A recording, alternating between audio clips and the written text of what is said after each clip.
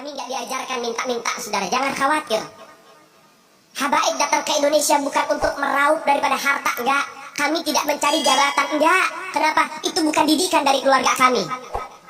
Didikan keluarga kami, lihat bagaimana Habib Salim bin Ahmad bin Jindan, saya punya kakek, keluar masuk penjara. Kenapa bisa keluar masuk penjara? Membakar semangat perjuangan masyarakat Indonesia untuk merebut kemerdekaan, saudara. Al-Habib Ali bin Abdurrahman Al-Habsyi Kuitang, beliau yang memfatwakan ketika tanggal 17 Agustus Soekarno membacakan teks proklamasi, mendeklarasi daripada kemerdekaan Indonesia. Beliau di hari Jumat itu, ba'da Jumat beliau fatwakan. Sekarang saya fatwakan, setiap tanggal 17 Agustus wajib pasang bendera merah putih di rumah-rumah kalian. Siapa yang nyuruh? Itu fatwa Habib Ali bin Abdurrahman Al-Habsyi Kuitang. Bendera merah putih, siapa yang memberikan instruksi kepada Bung Karno untuk membuat bendera merah putih sebagai bendera Indonesia? Itu adalah fatwa Al-Habib Idrus bin Salim Al-Jufri Palu Al-Khairat. Lambang negara Garuda, siapa yang buat? Al-Habib Asy-Syarif Hamid Al-Ghadri dari Pontianak, keluarga baginda Nabi Muhammad. Lagu 17 Agustus, Pramuka, lagu syukur, siapa yang buat? Al-Habib Husain Al-Mutahhar dari Semarang, dzurriyyah baginda Nabi Muhammad. Jadi Anda jangan berpikir, nih habaib di Indonesia jasanya apa? Banyak, itu yang baru kecatat. Itu yang baru ketahuan. Masih banyak lagi daripada keluarga Nabi Muhammad yang tidak mau masuk buku karena perjuangan yang ikhlas karena Allah dan Rasul. Banyak, saudara. Siapa Imam Bonjol? Semua pasti bilang pahlawan. Betul apa enggak? Imam Bonjol pahlawan Indonesia bukan? Pahlawan nasional bukan? Sekarang siapa namanya Imam Bonjol? Al-Habib Muhammad Syahabuddin. Beliau habaib dari kalangan bin Syahab. Imam Bonjol itu bin Syahab, masih daripada kakeknya Habib Rizik, saudara sekalian. Itu keluarga daripada Nabi Muhammad, keturunan Sayyiduna Muhammad. Banyak lagi dari kalangan para dzurriyyah Nabi Muhammad Shallallahu Alaihi Wasallam yang jasanya besar di Indonesia, tapi kita nggak ada yang tahu. Kenapa? Karena itu kami nggak cari popularitas, kami nggak cari madah pujian, kami nggak cari tempat kedudukan, yang kami cari ridho Allah dan Rasulnya. Sehingga hal ini perlu diungkap, saudara sekalian. Bagaimana keluarga Nabi Muhammad jasanya besar, dan umat ini harus dihubungkan kembali dan dieratkan kembali kepada keluarga baginda Nabi Muhammad. Ini akhir zaman, kita semua melihat kok bagaimana gencar-gencarnya di media sosial apa upaya untuk supaya memisahkan umat Islam dengan keluarga baginda Nabi Muhammad. Upaya keras supaya habaib dibenci ada di Indonesia. Mulai Habib dengan Kiai diadu, Habib dengan Ustadz diadu. Mulai ada hal-hal semacam itu. Apa? Dendam politik, saudara. Gak keluar dari situ. Karena dendamnya kepada Habib Rizik sehingga akhirnya demikian. Habib Rizik itu siapa? Keluarga Nabi Muhammad, keturunan Nabi Muhammad, cucunya Nabi Muhammad. Beliau bukan penjahat kok, bukan koruptor. Beliau gak pernah bawa lari uang rakyat. Beliau gak pernah ngerugiin negara. Beliau tidak pernah mencemarkan nama baik negara. Beliau itu bukan penjahat, saudara. Bukan penjahat. Apa masalahnya dia? Sehingga dicecar sedemikian rupa. Cuma masalah prokes doang 4 tahun, saudara. Berapa banyak di luar sana pejabat, aparat, bahkan rakyat yang melanggar prokes gak ada yang ditahan. Kenapa cuma Habib Rizik yang ditahan? Ini upaya untuk supaya umat Islam benci terhadap keluarga baginda Nabi Muhammad. Hati-hati, saudara sekalian. Nabi bilang, man mata ala bugdi ahlul bait mata Yahudian atau Nasranian. Siapa orang yang mati membawa benci kepada keluarga baginda Nabi Muhammad, dipastikan mati dalam keadaan Yahudi ataupun Nasrani, atau dalam bahasa daripada sederhananya mati dalam keadaan murtad. Sahabat tanya, wa in sama wa shalla ya Rasulullah, walaupun orang itu puasa, walaupun orang itu sholat, apa tetap itu mati murtad? Apa kata Nabi? Wa in sama wa shalla, walaupun orang itu puasa, walaupun orang itu sholat, kalau dia mati bawa benci kepada keluarga Nabi Muhammad, dipastikan mati dalam keadaan murtad. Ini Nabi yang punya mau, bukan kita habaib. Dan seharusnya yang membahas masalah fadailul ahlul bait, keutamaan para habaib, bukan dari mulut saya, bukan dari mulut Habib Khalid wala Habib yang lain, bukan, tapi daripada mulut para guru-guru kita. Mereka yang lebih punya kewajiban untuk membahas masalah ini ke umat, saudara. Kenapa? Supaya tidak ada fitnah. Kalau saya yang bicara begini, akan ada pertanyaan, itu maunya Habib, itu maunya dia, itu mah dalil buat-buatan dia, terserah Anda. Kemudian tersinggung dari itu ketika peran ulama-ulama Indonesia dan para pejuang Indonesia itu diremehkan. Misalnya, cerita bahwa proklamasi kemerdekaan Mei 17 Agustus itu karena bisikan Habib tertentu kepada Bung Karno itu kan tidak pernah ada dalam cerita itu. Semua yang menulis selama ini, Bung Karno pulang dari Dalat, dijanjikan kemerdekaan, lalu terjadi sini tarik-menarik antara pejuang. Yang satu ingin merdeka secepatnya, yang satu menunda sesuai dengan persetujuan Jepang. Sampai Bung Karno diculik. Tanggal 16 itu diculik, nggak ketemu Habib.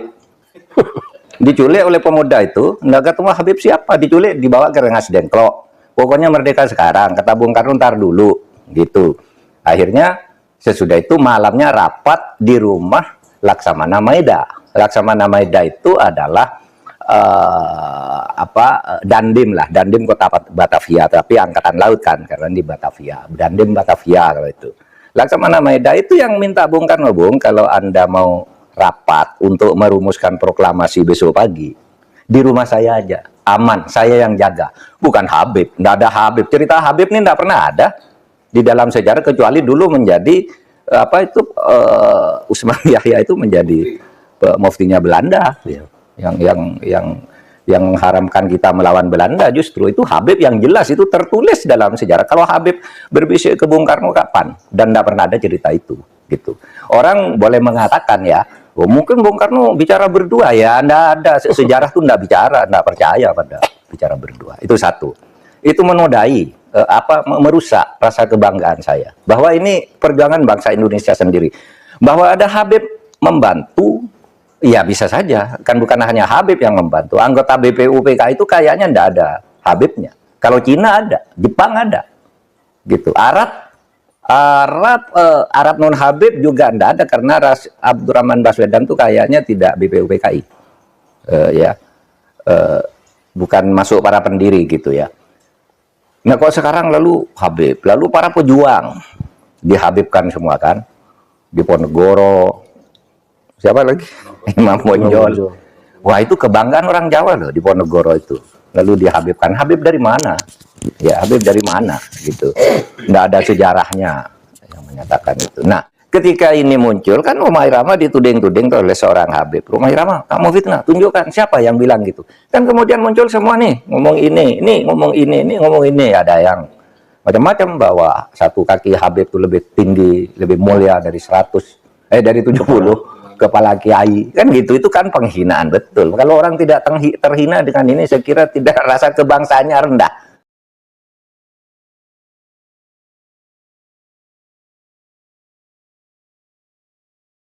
Ba Alawi adalah sekelompok keluarga Hadrami dan kelompok sosial yang berasal dari Hadramaut di sudut barat daya Semenanjung Arab. Mereka menelusuri garis keturunan mereka kepada seorang tokoh bernama Ubaidillah yang klaim ketersambungan nasabnya kepada Nabi Muhammad SAW masih menjadi kontroversi karena ketiadaan sumber kitab sejaman yang mencatat Ubaidillah sebagai anak Ahmad bin Isa. Klan Ba Alwi yang berasal dari Tarim, Hadramaut, Yaman, mengaku sebagai keturunan Nabi Islam Muhammad. Melalui jalur Ahmad bin Isa bin Muhammad al-Nakib bin Ali al-Uraidi bin Ja'far al-Sadiq bin Muhammad al-Bakir bin Ali Zainal Abidin bin Husain bin Fatimah binti Muhammad. Namun demikian klaim Ba Alwi sebagai keturunan Muhammad mendapat banyak kritik dan menjadi kontroversi. Ba Alwi mengklaim Ahmad al-Muhajir bin Isa al-Rumi yang lahir pada tahun 873, 260-ha, diduga bermigrasi dari Basra ke Hadramaut pada tahun 931, 320-ha, untuk menghindari kekerasan sektarian, termasuk invasi pasukan Karamite ke dalam kekhalifahan Abbasiyah. Hal ini juga mendapat kritik karena tidak adanya kitab sezaman yang mencatat perpindahannya. Abad ke-19 adalah masa gelombang migrasi besar-besaran keluarga Ba'alwi dan imigran Yaman lainnya ke Nusantara. Migrasi ini menyusul perubahan kebijakan kolonial Belanda yang secara perlahan menjadikan wilayah Jawa dan kepulauan lain di Nusantara terbuka bagi pasar internasional. Perpindahan mereka ke Nusantara didorong faktor kemiskinan. Negeri Hadramaut pada akhir abad ke-19 itu mengalami perang saudara antara Al-Kuwaiti dan Al-Hatiri. Mereka memperebutkan kekuasaan di Hadramaut. Bahkan kekayaan Hadramaut tahun 1930 hanya dapat memenuhi kebutuhan seperempat penduduknya. Padahal, penting dicatat, pada tahun itu 20-30% penduduk Hadramaut tinggal di berbagai negara lautan India. Di Nusantara, mereka bekerja di bidang perkebunan, karyawan pabrik, tukang kebun, kurir dan lain-lain. Selain itu, Ada juga yang bekerja pada pemerintahan kolonial Belanda seperti Utsman bin Yahya yang diangkat menjadi mufti, yang bertugas berfatwa, Belanda di Batavia. Utsman pula lah yang kemudian mengalami benturan dengan ulama-ulama Banten yang merupakan murid-murid Syekh Nawawi dan Syekh Abdul Karim. Hal itu, dikarenakan fatwa keagamaan Utsman tentang haramnya memberontak kepada Belanda, dan mereka yang melakukannya dianggap terkena delusi agama. Fatwa itu terkait pemberontakan rakyat Banten pada tahun 1888 m. Seperti di Pulau Jawa, di Aceh juga tidak jauh berbeda. Terjadi pengkhianatan dari oknum Ba'alwi terhadap perjuangan rakyat Aceh dalam melawan Belanda, bahkan lebih mengenaskan.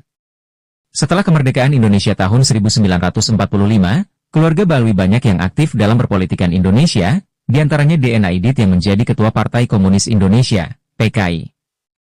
Pengakuan bahwa Aidit adalah nama marga dari Yaman diungkapkan oleh anak Aidit, Ilham Aidit. Pengakuan ini bertentangan dengan informasi dari perkumpulan marga Aidit. Klaim D.N. Aidit keturunan Ba'alawi telah dibantah Fadlizon dan Rabithah Alawiyah. Aidit kemudian dihukum mati di Boyolali pada 23 November 1965 karena pengkhianatan kepada negara Indonesia. Selain Aidit, marga Ba'alwi yang menjadi anggota PKI juga adalah Ahmad Sofyan Barakbah. Ia dieksekusi mati pada 19 Januari 1974, setelah diburu Angkatan Bersenjata Republik Indonesia selama bertahun-tahun di Kalimantan Barat. Seorang marga Ba'alwi di Kalimantan Timur, Fahrul Barakbah, juga anggota PKI yang ditangkap pasca meletusnya peristiwa 1965. Marga Ba'alwi mengaku sebagai keturunan Nabi Muhammad Shallallahu Alaihi Wasallam. Dengan urutan nasab sebagai berikut: Alwi, 400H, bin Ubaidillah, 383H, bin Ahmad, 345H, bin Isa Al-Nakib, 300H, bin Muhammad Al-Nakib, 250H, bin Ali Al-Uraidi, 210H, bin Jakfar Al-Sadiq, 148H, bin Muhammad Al-Bakir, 114H, bin Ali Zainal Abidin, 97H, bin Saidina Husain, 64H, bin Siti Fatimah Al-Zahra, 11H, binti Muhammad. Sayangnya, silsilah nasab tersebut tidak terkonfirmasi dalam kitab-kitab nasab primer yang Mu'tabar, yang diakui oleh ahli. Dan karena kitab-kitab nasab yang ditulis berdekatan dengan masa hidupnya Ubaidillah tidak mencatat namanya sebagai anak dari Ahmad bin Isa. Ba'alwi mencatat bahwa tahun hijrah Ahmad bin Isa ke Hadramaut adalah tahun 317H dan tahun wafatnya adalah tahun 345H. Jika Ahmad bin Isa pada tahun 234H berumur 20 tahun, maka berarti ketika hijrah itu ia telah berumur 103 tahun, dan ketika wafat ia telah berumur 131 tahun. Sangat janggal, ada seseorang yang sudah tua renta yang berumur 103 tahun berpindah dari Basrah ke Hadramaut dengan jarak lebih dari 2000 km. Ilmu genetika memiliki postulat mengenai Y-DNA yang mengatakan bahwa Y-DNA bersifat non-rekombinan. Dan SNP sebagai penanda genetis bermutasi pelan dengan kecepatan 0,67 sampai 0,99, 10 pangkat 9 per base pair per year. Tiap SNP akan membentuk grup dan grup ini disebut haplogroup. Sebuah haplogroup merepresentasikan semua keturunan dari seorang leluhur yang memiliki mutasi SNP unik tersebut. Jadi dengan kata lain, sebuah haplogroup adalah sekelompok orang yang secara bersama memiliki SNP unik tertentu. Mereka bisa memiliki secara bersama lebih dari satu SNP, tapi mereka dipastikan memiliki satu SNP unik yang sudah ditunjuk sebagai nama dari haplogroup tersebut. Jika seorang leluhur memiliki mutasi SNP tertentu tersebut, maka haplogroup tersebut akan meliputi semua keturunan dari leluhur tersebut. Tiap pria yang bukan keturunan dari leluhur tersebut tidak akan memiliki mutasi SNP dimaksud dan secara definisi bukan bagian dari haplogroup tersebut. Klaim nasab Ba'alwi sebagai keturunan langsung Muhammad kini mengalami keraguan serius akibat hasil tes DNA yang menunjukkan ketidaksesuaian. Berdasarkan proyek Ba'alawi di Family Tree, individu-individu yang tergabung dalam proyek tersebut memiliki haplogroup yang tidak seragam. Sementara Bani Quraisy, di mana Rasulullah Muhammad SAW termasuk bagian darinya, berada dalam haplogroup J. Haplogroup J1 diakui sebagai penanda genetik dari ras Arab. Sementara keturunan lurus laki-laki dari Husain bin Ali berupa haplogroup J1 FGC 30416 dan Ali bin Abi Thalib haplogroup J1 FGC 10500 yang juga menginduk pada haplogroup klaster J1. Temuan ini mengindikasikan bahwa garis keturunan Ba'alwi yang berhaplogroup G tidak lurus dari Muhammad, melainkan memiliki jalur yang berbeda secara genetis. Penelitian yang dilakukan oleh Family Trade-na menunjukkan bahwa sekitar 117 pria yang tergabung dalam proyek Baalwi Family Trade-na telah menjalani tes YDNA, dan hasilnya mereka memiliki haplogroup yang beragam. Ada individu dari keluarga Al-Habsyi, dari Indonesia, Jamalul Lail, Al-Hadi, dari Indonesia, dan Asegaf yang memiliki haplogroup G. Seperti yang ditunjukkan dan dipublikasi Abu Amero, bahwa bangsa Arab memiliki beragam YDNA haplogroup dengan haplogroup J1 dalam jumlah terbanyak. Jadi kesimpulannya, tes DNA adalah cara akurat menentukan itu keturunan Nabi Muhammad atau tidak.